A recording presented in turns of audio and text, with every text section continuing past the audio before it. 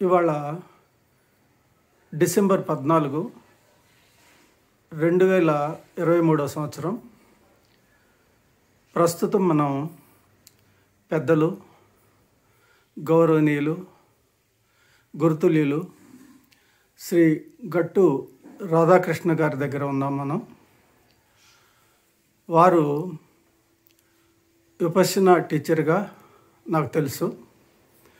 అంతేకాకుండా అభిధమ్మ క్లాసుల్ని కండక్ట్ చేస్తున్నారు. ఆ క్లాసులకి నేను కూడా అటెండ్ అవుతూ ఉంటాను. అట్లా వారితో నాకు పరిచయము. వారు విద్యావంతులు, గవర్నమెంట్లో ఉన్నత స్థాయిలో ఉద్యోగం చేశారు.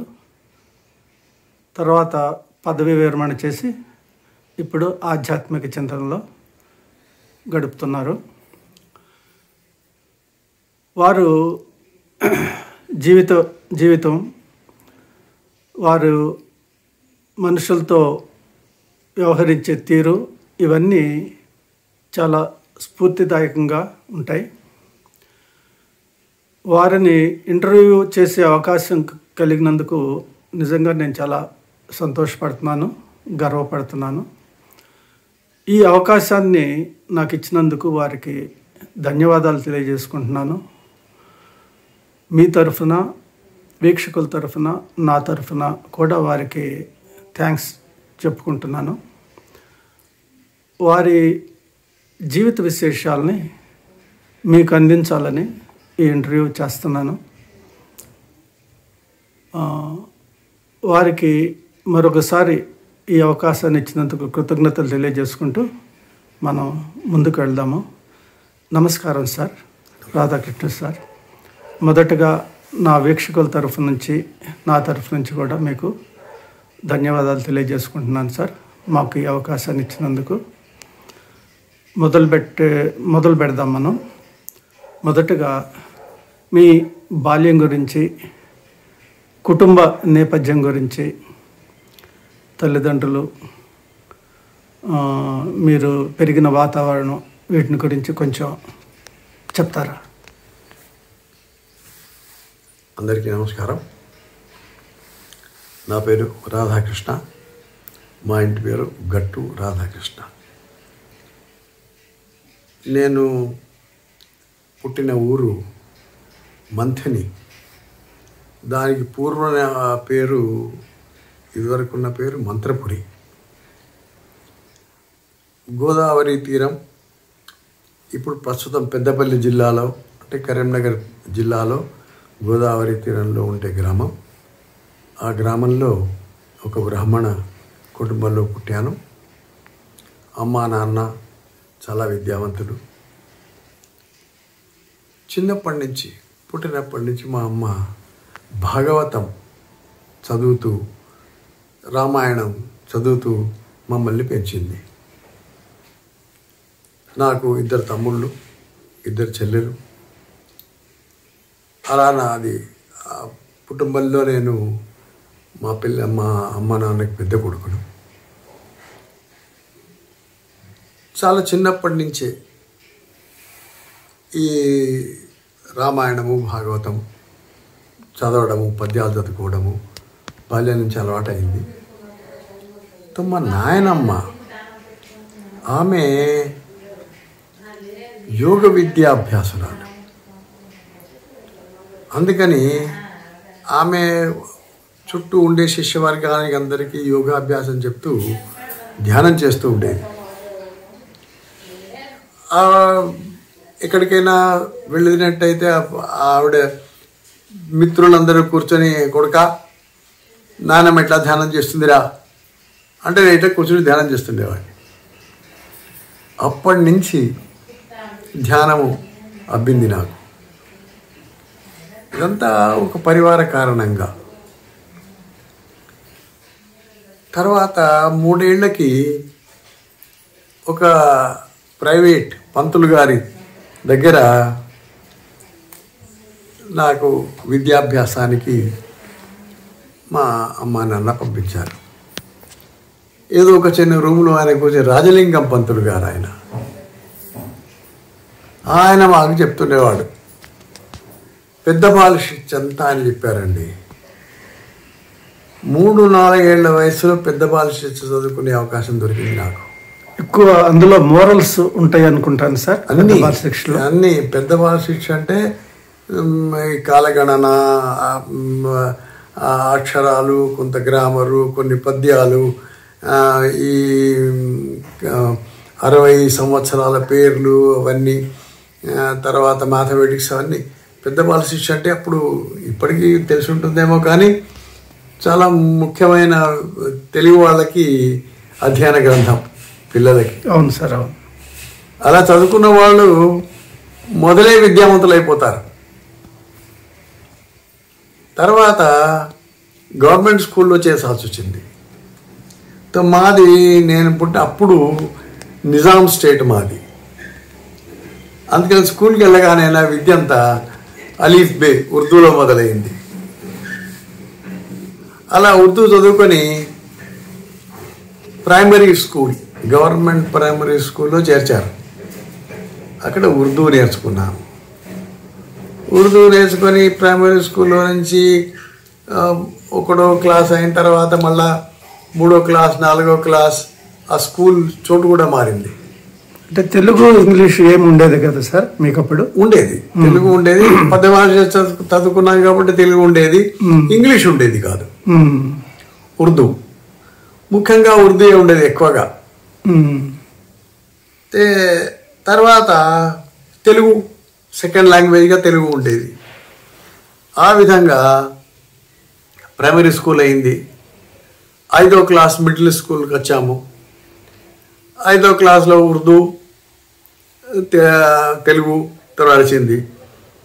6వ క్లాస్లకు మేము వచ్చేసరికి అది 1950 పోలీస్ యాక్షన్ కాగానే హైదరాబాద్ స్టేట్ ఇండియన్ నేషన్తో కలిసిపోయింది. అప్పుడు స్కూల్ కరికులం అంతా మార్చేసి మీరు ఇప్పుడు ఉర్దూ తీసేసి హిందీ పెట్టారు. మేము అప్పుడు చదువుకునే ఉర్దూ పుస్తకం దాన్ని హిందుస్థానీకి ఛటీ కితాబ్ అని హిందీలో ప్రింట్ చేశారు. హిందీ మాకు చదవడం రాదు, అసలు భాష నేర్చుకోలేదు, చదవలేకపోయాం. అప్పుడు ఫస్ట్ లాంగ్వేజ్ తెలుగు అయింది, సెకండ్ లాంగ్వేజ్ హిందీ, ఇంగ్లీష్ నడుస్తూ ఉండేది యాజ్ ఏ సబ్సిడరీ లాంగ్వేజ్. తర్వాత మేమంతా హిందీ రాయలేము, మాకు తెలియదు అన్నాము. హిందీ లేకుండానే 2 భాషలతో 6వ క్లాస్ 7వ క్లాస్ అయిపోయింది. హై స్కూల్కి వచ్చాము. 8వ క్లాస్కి వచ్చేసరికి మాకు హిందీ మాకు రాదన్నాము, మాకు ఎవరికి తెలియదు. English and Telugu first language, English second language. ఆ విధంగా విద్యాభ్యాసం మొదలైంది. అప్పుడు దక్షిణ భారత హిందీ ప్రచార సభ వాళ్ళు హిందీ ఎగ్జామ్స్ నడిపిస్తుండేవాళ్ళు. అది మీరు చదవండి, మెట్రికులేషన్ అయ్యేలోగా ఏదో ఒక హిందీ పరీక్షలు ఇవ్వండి అన్నారు. ఆ చదువుతున్నాం కాబట్టి హిందీ పరీక్ష ఇవ్వలేకనేపోయాము. 8వ క్లాస్ వచ్చేసరికి మాకు టీచర్స్లో మ్యాథమెటిక్స్, సైన్స్, ఇంగ్లీష్, ఫారూఖీ అని ఒక ఆయన ఉండేవాడండి. ఆయన ఇంగ్లీష్ చెప్పేవాడు, బ్రహ్మాండంగా ఇంగ్లీష్ చెప్తుండేవాడు. అప్పటికి ఆ ఇంగ్లీష్ లాంగ్వేజ్ కొంచెం మోజు ఎక్కువైపోయింది. చదవడం మొదలుపెట్టాను. Started liking that language. 9వ క్లాస్ అప్పుడు లోకే కిషన్ రావు సార్ అని ఉండేవాడు. ఆయన మ్యాథమెటిక్స్, శంకర్ రావు సార్ ఆయన సైన్స్, తర్వాత గోవిందాచారి గారు, తర్వాత రంగయ్య నాయుడు అనే ఒక హెడ్ మాస్టర్ వచ్చారు. ఆయన ఇంగ్లీష్ పోయిటరీ చెప్తుంటే ఏదో కీట్స్ పద్యాలు చదువుతున్నట్టుగా ఉండేది.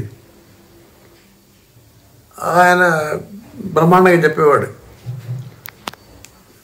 Gitanjali, this is my prayer to thee my lord, strike at the root of penury in my heart, give me the strength never to disown poor, nor bend my knees before insolent might. అని చెప్తుంటే ఎంతో ఆశ్చర్యంగా చూస్తుండేవాళ్ళం మేమంతా. అప్పుడు మాకు mathematics అంతా తెలుగు లాంగ్వేజ్లో చెప్తుండేవాళ్ళం. Cyclic quadrilateral అంటే వృత్తాంతర్లిఖిత చతుర్భుజము అని ఆ విధంగా జామెట్రీ, అల్జబ్రా కూడా నేర్చుకున్నాము. అల్జబ్రాలో కిషన్ రావు సార్ దగ్గర ఆయన మ్యాథమెటిక్స్ కొన్ని చెప్తూ ఉంటే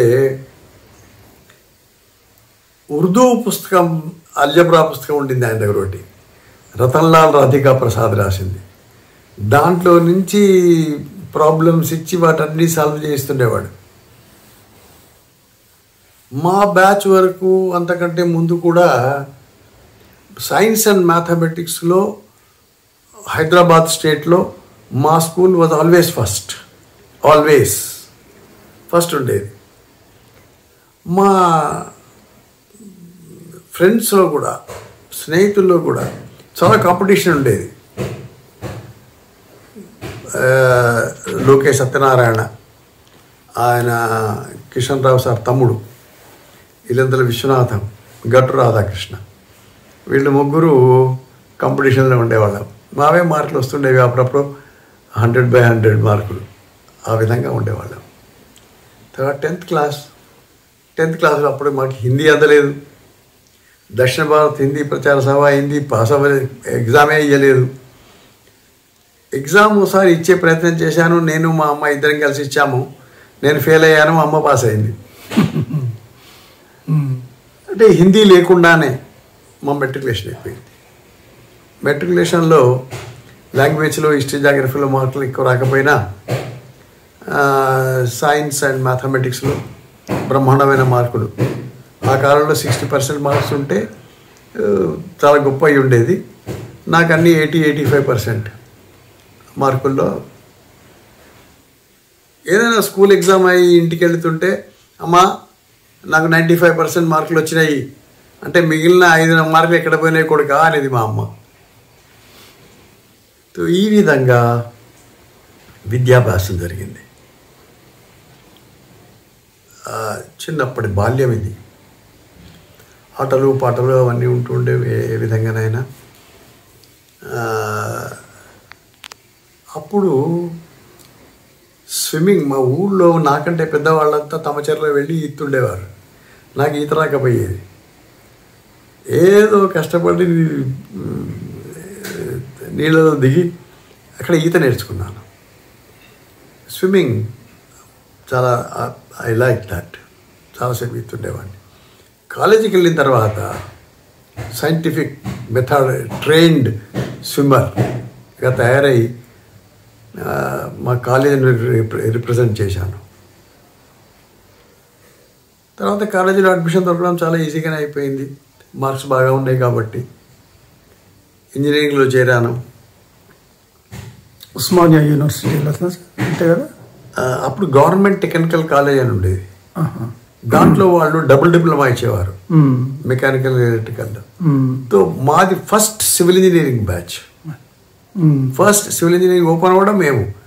ఆ ఫస్ట్ సివిల్ ఇంజనీరింగ్లో ఫస్ట్ నేను పాస్ అయిన వాళ్ళలో I was the first. Ghouse Mohammed Khan అని ఒక అప్లైడ్ మెకానిక్స్ టీచర్ ఉండేవాడు. ఓసారి ఒక నెల పరీక్ష, మంత్లీ పరీక్షలో అందరినీ అడుగుతున్నాను, నీకు ఎన్ని మార్కులు వస్తాయి, how much you can expect అంటే అందరూ ఏదో ఇలా చెప్తుంటే అలా చెప్తుంటే నన్ను అడిగాడు, how many marks you expect అని పరీక్ష తర్వాత. I said 50-60.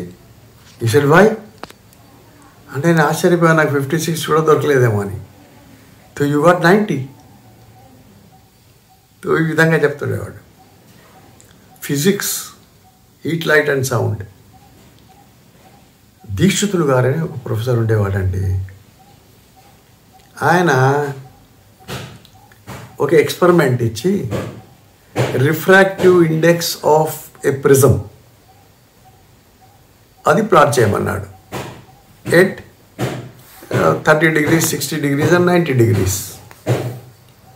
అది ప్రిజం పెట్టుకొని లైన్స్ తీసుకొని పిన్స్ పెట్టుకొని రాసి రిఫ్రాక్టెడ్ రే, ఇన్సిడెంట్ రే అవన్నీ రాసుకొని చేసుకుంటే sin I by sin R refractive index. దాంట్లో 30 degreesలో 60 degreesలో బాగానే వచ్చింది. 90 degreesకి వచ్చేసరికి అది straight line. Incident ray and refracted ray రెండు ఒకటే లైన్. అది sin I is 0, sin R is 0, 0 by 0. So, sir, I am not getting answer correctly. And why? What is the matter? Say sin I by sin R, 0 by 0. Yes, he said. What do you think it is? And I don't know. I may be wrong. He said, no. Something divided by the same thing is equal to 1. Something divided by 0 is equal to infinity. And 0 divided by something is 0. It could be 0 to infinity, anything. That is called indeterminable. అని చెప్పాడు ఆయన. అప్పటి నుంచి I'm not able to forget. ఇవన్నీ incidents వచ్చినప్పుడు జరిగినాయి.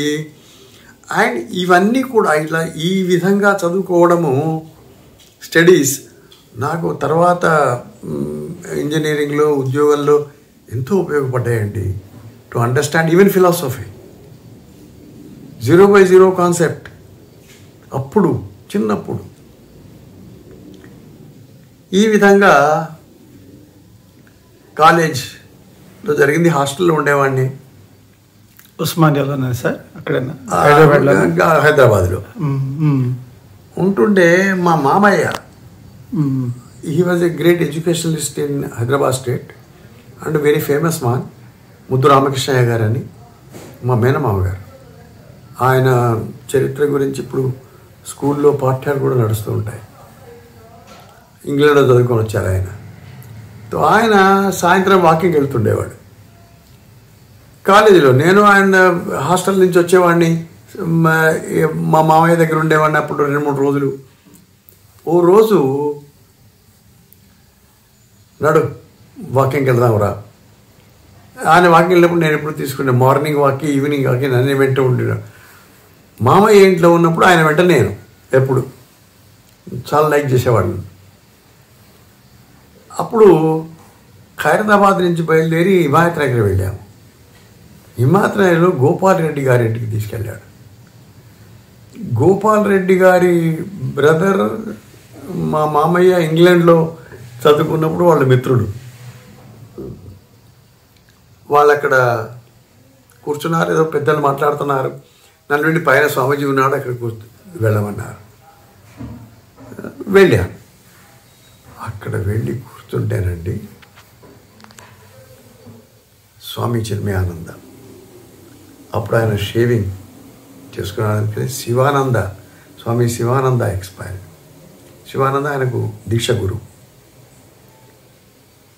నేను స్వామీజీ దగ్గర నన్ను ఎందుకు పంపిస్తున్నారు అని అక్కడ ఎదురుగా వెళ్ళి కూర్చుంటే ఆయన ఇంగ్లీష్లో చెప్తుంటే ఆ ఇంగ్లీష్ ధారాళమైన ఇంగ్లీష్ ఎంతో ప్రభావితులయ్యాను. అయితే అడిగాను ఆయన్ని, మీరు ఇప్పుడు ఏమిటంటే ఈశావాస్యోపనిషత్తు చెప్తున్నాను ఆంధ్ర యువతి మండలి హాల్లో, అక్కడికి రమ్మన్నాడు. ఎవ్రీడే ఈవినింగ్ 6 to 7:30 ఆంధ్ర యువతి మండలి బర్కత్పుర, అక్కడ అటెండ్ చేస్తుండేవాడిని అండి. అప్పుడు మీ వయసు ఎంత సార్? 15-16. ఇంకా డిగ్రీ కంప్లీట్ చేయలేదు? డిగ్రీ అండి, సెకండ్ ఇయర్లో ఉన్నప్పుడే. అప్పుడు ఆ లాంగ్వేజ్ అండ్ ఉపనిషత్స్ తీసుకొని ఆయన చెప్తున్న 10 రోజుల్లో ఈశావాస్యోపనిషత్తులోని మంత్రాలన్నీ కంఠస్థమైపోయాయి. తర్వాత హాస్టల్లో స్వామి శివానందాది యోగా పుస్తకం పట్టుకొని యోగాభ్యాసం నేర్చుకుని ఆసనాలు చేస్తుండేవాడిని. యోగాభ్యాసం, ఈ విద్య, ఇవన్నీ అప్పుడే నాకు చాలా బాగా అనిపించింది.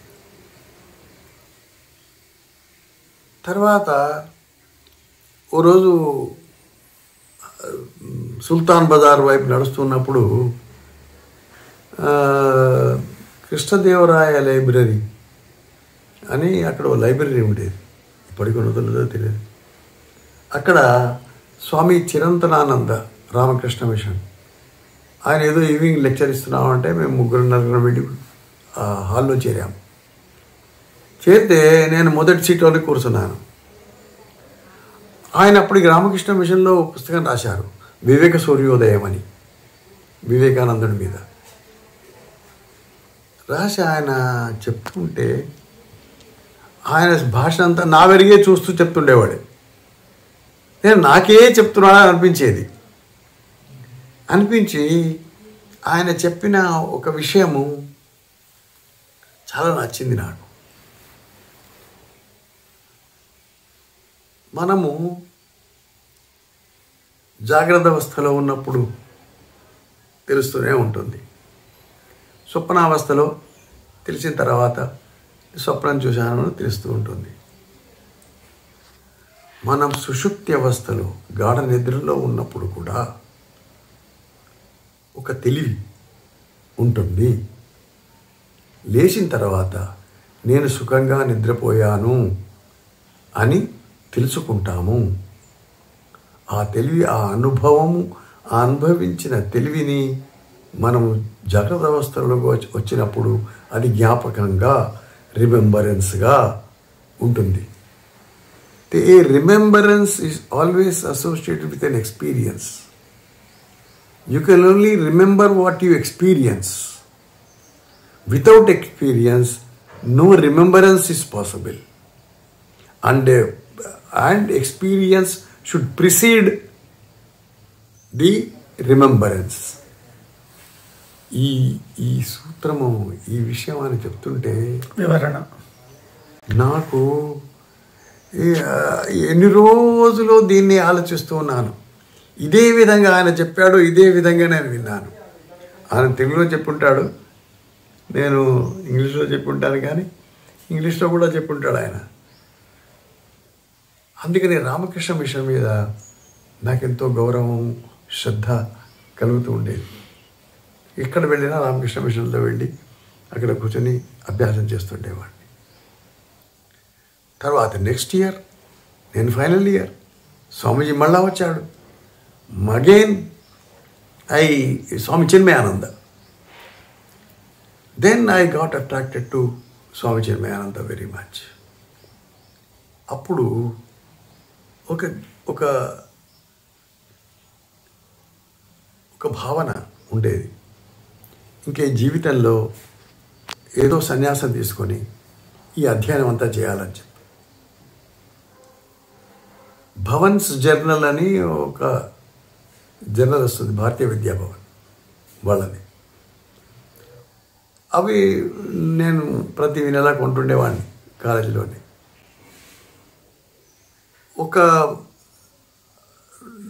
ఒక ఆర్టికల్,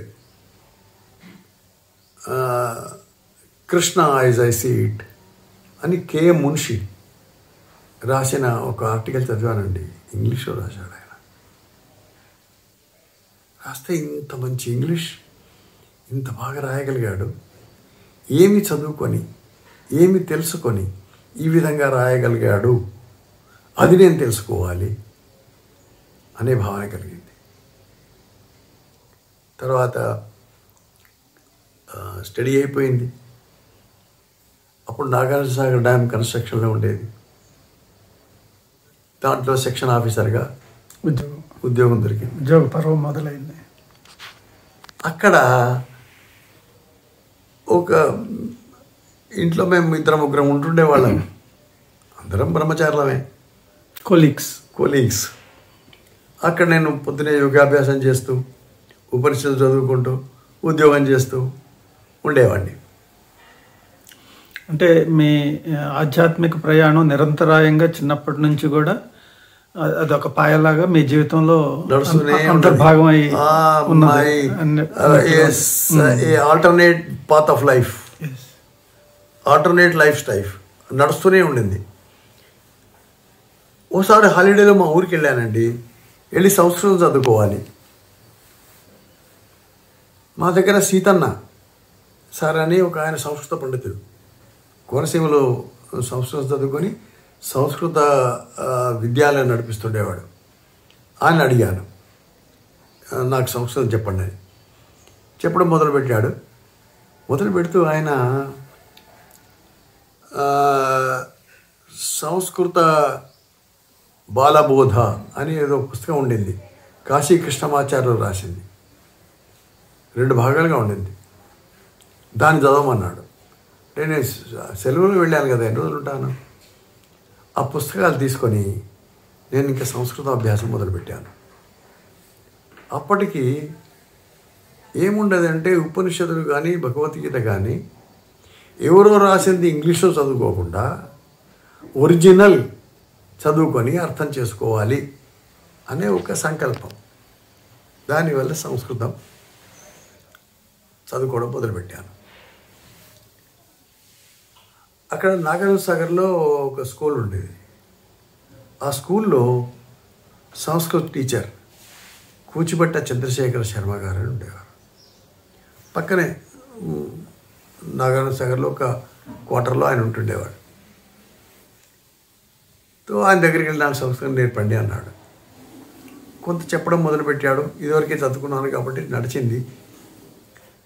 మేము ఇంట్లో కాకుండా నాగార్జునసాగర్లో కొండలో అరణ్యంలో వెళ్ళి చెట్టు కింద కూర్చొని బండల మీద కూర్చొని సంస్కృతం నేర్చుకుని చెప్పేవాడు ఆయన నాకు. అలా చేస్తున్నప్పుడు ఆయన ఏమైనా ఇలా చదువుకుంటే బాగోలేదండి, మీరు సిస్టమేటిక్గా చదువుకోవాలి, మీరు ఏదైనా పరీక్ష చేయడానికి చదువుకోండి అన్నాను అని ఆయన చెప్పారు. ఎట్లా చదువుకోవాలి అంటే భారతీయ విద్యాభవన్ వాళ్ళది సంస్కృత పరీక్షలు నడుస్తూ ఉంటాయి, ఇక్కడ సెంటర్ నడుస్తుంది, దానికి మీరు చదవండి. ప్రారంభ పరీక్ష చదివి పరీక్ష రాశానండి. రిజల్ట్ వచ్చింది. 2 నెలల తర్వాత డిస్టింక్షన్లో పాస్ అయ్యాను. ప్రారంభ పరీక్ష డిస్టింక్షన్. ఆ డిస్టింక్షన్ పరీక్షని ప్రథమ శ్రేణ్యాం ఉత్తీర్ణ ఇది ప్రమాణీకృతే యత్ గట్టు రాధాకృష్ణ ప్రథమ శ్రేణ్యాం ఉత్తీర్ణ ఇది అని జేహెచ్ దవే, జయంత కృష్ణ హరే కృష్ణ దవే అట్లాంటి వాళ్ళు సంతకం చేసిన సర్టిఫికెట్ వచ్చింది. చాలా ఉత్సాహము సంతోషం కలిగింది. ఎంతో ప్రోత్సాహకరంగా, చాలా ప్రోత్సాహకరంగా ఉండింది ఆ పరీక్ష పాస్ అవ్వడం, ఆ సర్టిఫికేట్. దాన్ని పట్టుకొని ఇక కోవిడ్ వరకు చదివేశాను, పరీక్షలు ఇచ్చాను భారతీయ విద్యాభవన్. దాంతోపాటు ఉపనిషత్ విద్య. అప్పటికి 59లో రైల్వేలో ఉద్యోగం వచ్చేసింది. నాగార్జునసాగర్ ఉద్యోగం వదిలిపెట్టి రైల్వేలో చేరాము. రైల్వేలో చేరినప్పటి నుంచి ఇంకా ఒకసారి స్వామీజీ చిన్మయానందజీ హైదరాబాద్కి వచ్చినప్పుడు అక్కడ ఆయన డిస్కోర్సెస్, ముండకోపనిషత్ డిస్కోర్సెస్ అటెండ్ చేశాను. తర్వాత ఇంకా రైల్వేలో ట్రాన్స్ఫర్స్, ట్రైనింగ్, మన్మాడ్, బబీనా, ఝాన్సీ తిరుగుతూ ఈ స్పిరిచువల్ స్టడీస్తో కొంచెం అంతరాయం కలిగింది. యోగాభ్యాసం నడుస్తూ ఉండేది, స్పిరిచువల్ స్టడీస్లో వెనుకబడిపోయింది, అంతరాయం కలిగింది. ఉద్యోగం నడుస్తూ ఉండేది, పనిచేయడంలో ఎగ్జిక్యూషన్ అన్నీ చాలా బిజీగా ఉంటుందా? శాంటోస్, పిజే శాంటోస్ అని ఒక ఆంగ్లో ఇండియన్ ఆయన, he was my assistant engineer. ఆయన ఇక్కడేమరా మీరు మీటర్ గేజ్లో పనిచేస్తున్నారు అని హింగోలి, నాందేడ్, పూర్ణ హింగోలి సెక్షన్లో పనిచేస్తుండేవాడిని. మీరు ఒకసారి బొంబాయిలో వెళ్ళి పనిచేయండి, ఇక్కడే ఇదేం పని అని ఏదో మాట్లాడాడు. వెంటనే ఒక కాగితం తీసుకొని అప్లికేషన్ రాసి ఆమె ట్రాన్స్ఫర్ టు బొంబాయి డివిజన్ అని రాశాను. ఇచ్చేసాను ఆయనకి. ఇంగోలి నుంచి నా ట్రాన్స్ఫర్ వాషిం అయింది మహారాష్ట్రలో. ఇంకా మహారాష్ట్ర కాడికి వెళ్ళాను కాబట్టి అటే ఉండిపోయాను. ఓ రోజు నేను ఇంట్లో కొంచెం ఆసనాలు ఎక్సర్సైజ్ చేస్తుండగా మా ప్యూన్ వచ్చి, సార్ మీకు ట్రాన్స్ఫర్ అయిపోయింది అన్నాడు. ఎక్కడికంటే బొంబాయి. సరే రిలీవర్, నెక్స్ట్ డే రిలీవర్ కూడా వచ్చేసాడు. అంటే మీరు కోరుకున్నట్లే జరిగింది.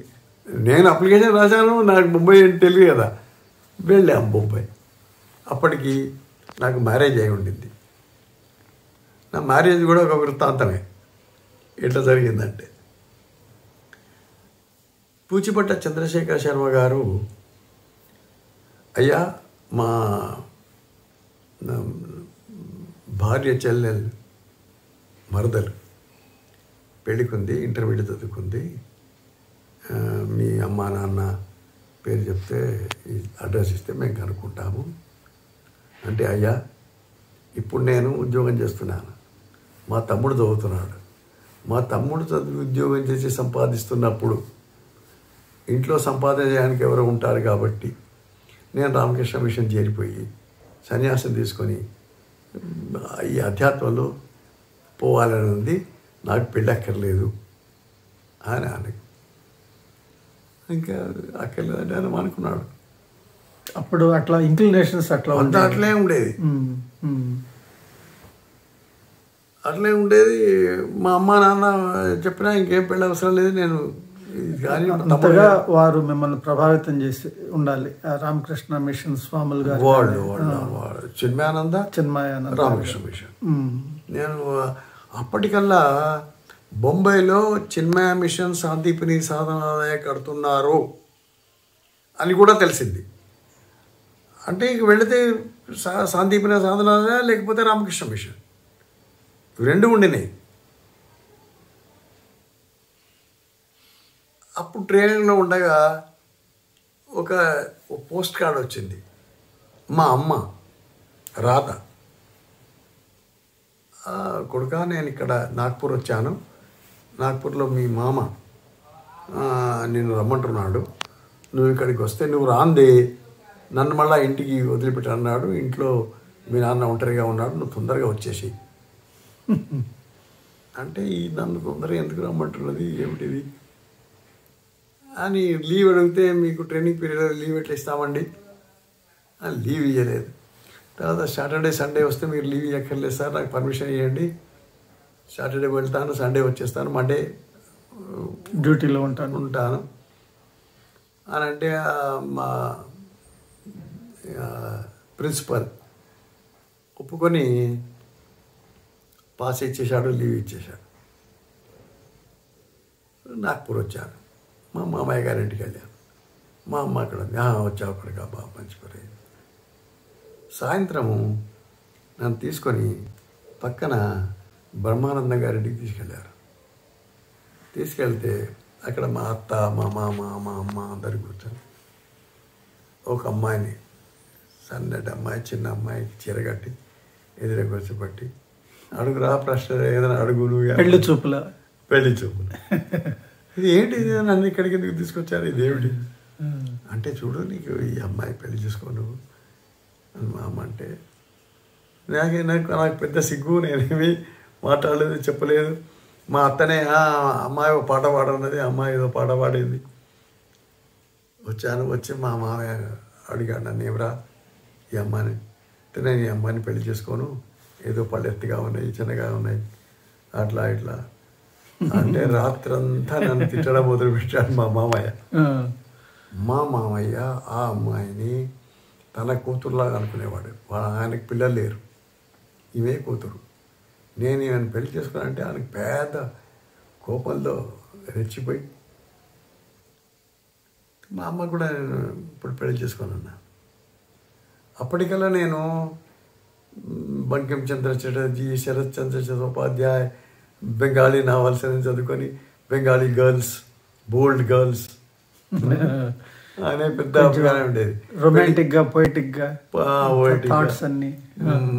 ఈ పిల్లలంటే ఇట్లా ఉండాలి, బెంగాలీ పిల్లల్ని పెళ్లి చేసుకోవాలి అని రిక్షాల గురించి మా అమ్మకంతా ఎంతో చెప్పాను. అంతా విన్నది మా అమ్మ.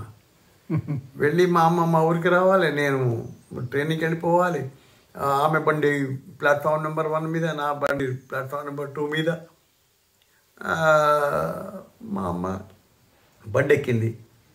బండల నుంచి సరేరా నీ ఇష్టం, నేను అమ్మాయిని చూశాను, చేసుకుంటే చేసుకో లేకపోతే లేదు. తర్వాత నువ్వు ఎప్పుడన్నా ఇష్టమైతే నువ్వు పెళ్లి చేసుకుంటే ఏ అమ్మాయిని పెళ్లి చేసుకున్నా, క్రిస్టియన్ అన్న అమ్మాయి అన్నా నువ్వు పిలిస్తే మాకు ఇష్టమైతే మేము వస్తాము, లేకపోతే రాము, సరే పో అని పెద్ద కొంచెం నిష్ఠూరంగానే. అయితే మరి నువ్వేమంటావు అంటే, నేను ఈ అమ్మాయిని చూశాను, ఇంకా నేను అమ్మాయిని చూడడానికి అటు ఇటు తిరగను, నాకు తీరిక లేదు, చేస్తే అమ్మాయిని చేసుకో లేకపోతే లేదు అంటే మరి అంతేనా మాట అంటే, సరే నువ్వు అంటే అట్లే చేసుకుంటానన్నాను. అంటే ఈ మాట మీద నిల్చుంటావా? మా అమ్మకు పెద్ద పెద్ద కళ్ళతో చూసి ఇలా అంటే భయపడిపోయి నేనేం మాట్లాడేది, బండి కదిలిపోయింది. తర్వాత నాకు నా మ్యారేజ్ ఇన్విటేషన్ వచ్చింది, నీ పెళ్ళిరా ఈ రోజు రమ్మని. మా అమ్మ సెలెక్షన్. ఇప్పుడు సరే ఏ సంవత్సరంలో జరిగింది? 1960లో పెళ్ళయింది. అప్పటికి నేను ఇంకా పుట్టలేదు సార్. అయితే నాకు వాషిం నుంచి బాంబే ట్రాన్స్ఫర్ అయ్యేసరికి ఒక అమ్మాయి పుట్టింది. ఆ అమ్మాయిని పట్టుకొని బొంబాయి వచ్చేసాము. బొంబాయిలో రైల్వేలో ఉద్యోగం చేస్తున్నప్పుడు ఒకరోజు ఇన్స్పెక్షన్ పోతుంటే ఏదో న్యూస్ పేపర్ పడింది. ఆ న్యూస్ పేపర్ పడిన దానిపైన బొమ్మ స్వామి చిన్మయానంద బొమ్మ ఉంది కింద. వెంటనే దాన్ని ఎత్తి చూశాను. చూస్తే స్వామి Chinmayananda Gita Jnanayajna యూకరిస్టిక్ Congress in 1964 in Bombay. Cardinal Gracious is the chief guest, inaugurate the Jnana Yajna. Cardinal Gracious, Eucharistic Congress, inaugurating Chinmayananda's thing. అని ఉత్సాహంతో హృదయం నిండిపోయి ఆ రోజు సాయంత్రం ఆజాద్ మైదాన్ బొంబాయికి వెళ్ళామండి. అప్పుడు నా పోస్టింగ్ కళ్యాణ్లో ఉండేది. ఆజాద్ మైదానికి వస్తే బ్రహ్మాండమైన పెండాల్ ఏరియా, యజ్ఞశాల అంతా కట్టించేస్తే ఇక్కడ కూర్చొని స్వామీజీ వస్తే మళ్ళీ ఒకసారి స్వామీజీ చూసినందుకు కళ్ళలో నీళ్ళు వచ్చేసినాయండి. ఏడిచేసి ఆ రోజు లెక్చర్ విని ఇనాగురేషన్ ఇంటికి వచ్చేసి నా బాస్ దగ్గరికి వెళ్ళి సెలవు పెట్టి ఆ మిగిలిన 10 రోజులు శాంతిపురి సాధనాల్లో వెళ్ళి అక్కడే ఉన్నాను. విని గీతా చాప్టర్ 10 and 11 విభూతి యోగము విశ్వరూప దర్శనం బ్రహ్మాండంగా స్వామి చెప్తుంటే, తర్వాత పొద్దున మార్నింగ్ నేషనల్ కాలేజీలో అపరోక్షానుభూతి చెప్తుండేవారు. అపరోక్షానుభూతి కొంత విన్నాను, ఇంకా కొంత వినలేదు. కాబట్టి ఇక్కడ ఆచార్య ఒక బ్రహ్మచారి ఉండేవాడు. ఈ ఆచార్య దగ్గర నేర్చుకో, మిగిలినవి వదిలిపోయినాయన్ని అని చెప్తే ఆయన చెప్తుండేవాడు. ఆచార సంస్కృతంలో చెప్తుండేవాడు. తర్వాత చాలా మంచి మిత్రుడైనాడు ఆచార్య రావు. వీళ్ళంతా మాది ఓ చిన్మయ మిషన్లో గ్రూప్ అయింది. అప్పటి నుంచి స్వామీజీ వెంట ఉంటూ ఉద్యోగం చేస్తూ